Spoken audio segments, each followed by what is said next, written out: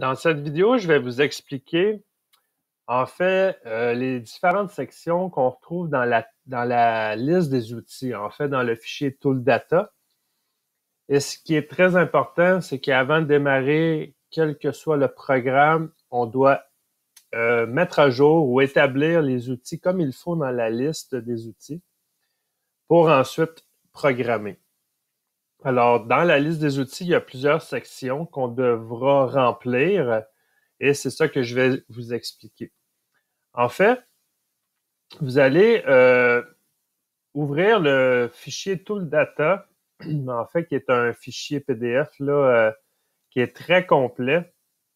Honnêtement, je vous recommande fortement de l'utiliser pour bien comprendre les concepts. Mais on a différentes sections comme qu'on peut voir ici. On a jusqu'à 13 sections dans la liste des outils. Et on doit remplir certaines sections qui sont très importantes pour que la machine puisse calculer ces différentes passes et les formes géométriques qu'on veut créer sur notre pièce.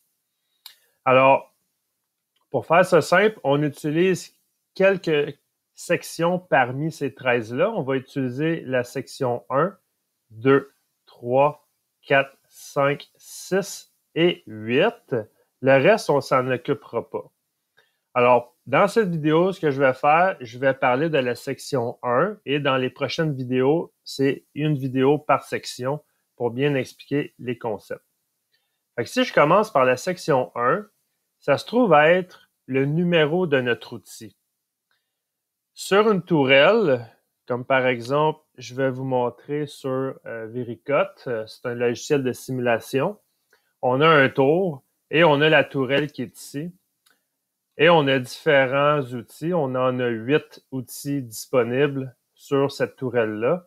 Alors, il va falloir déterminer dans notre tool data, dans la liste de nos outils en Mazatrol, les numéros de nos outils. Fait que, la première section, c'est vraiment pour écrire le 1, 2, 3, 4, 5, 6, 7, 8 pour les numéros de nos outils selon la tourelle. On peut aller aussi également définir un A et un B ou un C, peu importe. Là. On pourrait avoir un A, un B. Ça veut dire qu'à l'emplacement même du numéro 1, par exemple, sur notre tourelle, ben, au lieu d'avoir un outil, comme par exemple ici, là, on a un forêt qui est ici au numéro 2, ben, on pourrait avoir un bloc qui est un petit peu plus grand pour avoir, par exemple, un forêt centré à même le numéro 2. À ce moment-là, il va falloir vraiment définir 2A et 2B pour les différencier. Mais dans notre cas à nous, on va utiliser qu'un seul outil par emplacement sur la tourelle. Alors, pour la section 1, c'est justement d'établir nos numéros d'outils de 1 à 8 selon le programme, selon la pièce qu'on a besoin de faire.